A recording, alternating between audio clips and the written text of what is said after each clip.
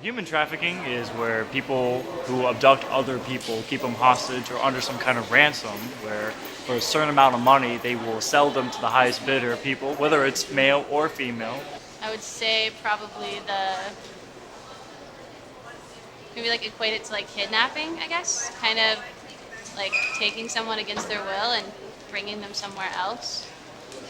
Human trafficking is where the crowds mostly walk or have a lot of interactions with.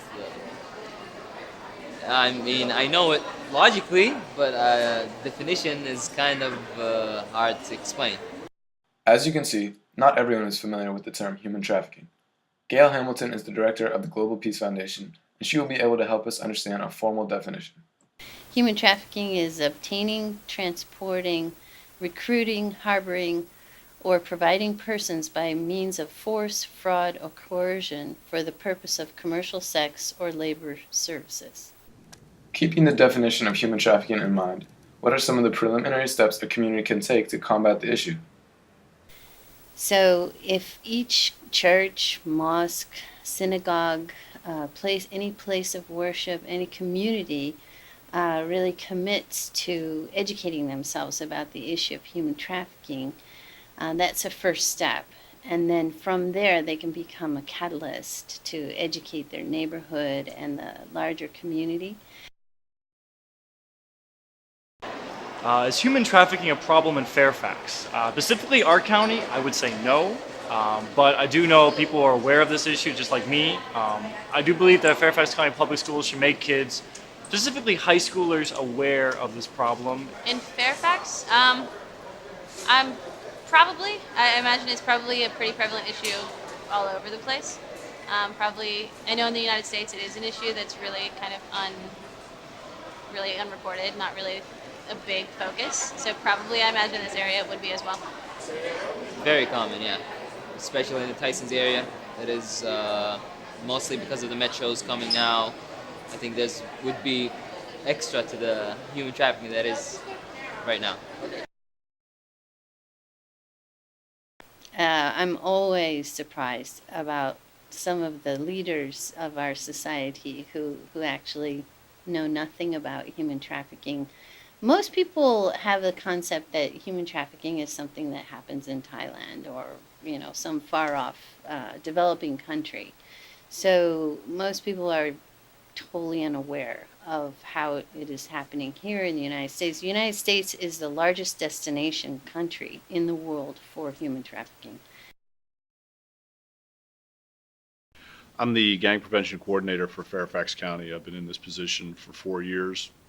Prior to Fairfax, I was the gang prevention coordinator in Loudoun County, a neighboring jurisdiction. So I do a lot of trainings and community awareness presentations specifically tailored towards that issue, how gangs use human trafficking and young impressionable females um, as a way of exploitation. So I'm the director of SAVIS. We are the only rape crisis center here serving the greater Prince William County area. So that includes Manassas City and Manassas Park. Safe Haven campaign is the Interfaith Alliance to Abolish Human Trafficking, and it's a project of the Global Peace Foundation. I felt like what was very important in the long run are the laws, and there was a federal law established in 2000, and from 2000 until 2014, the legal framework in all 50 states has been tightening up, and a lot of new laws on the books to be able to prosecute traffickers and to be able to protect and treat victims rather than have victims go right into the juvenile detention. That they should be able to get treatment. I think the community itself does. I think there's a lot of challenges right now with regard to human trafficking, and so we all have eyes and ears in the community, whether it be in our neighborhoods or our individual communities, whether it be at schools or at work. We certainly can keep our eyes and ears open for those who are impacted by it.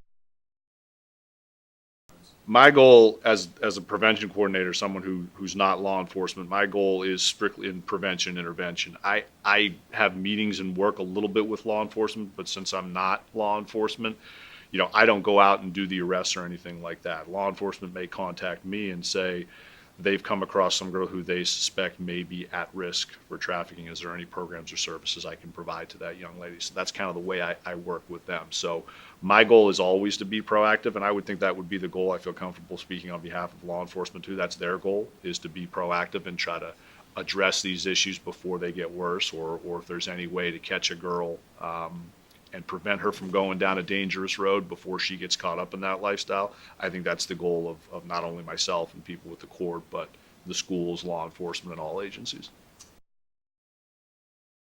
Based on the experience that I've had, the Northern Virginia area, the Northern Virginia Human Trafficking Task Force and law enforcement is very committed to catching these perpetrators. And when they're caught, I've seen that the legal system does not go easy on them. It is a very sick, twisted, evil thing to take a young, vulnerable, impressionable girl and prostitute her off for the purposes of financial gain.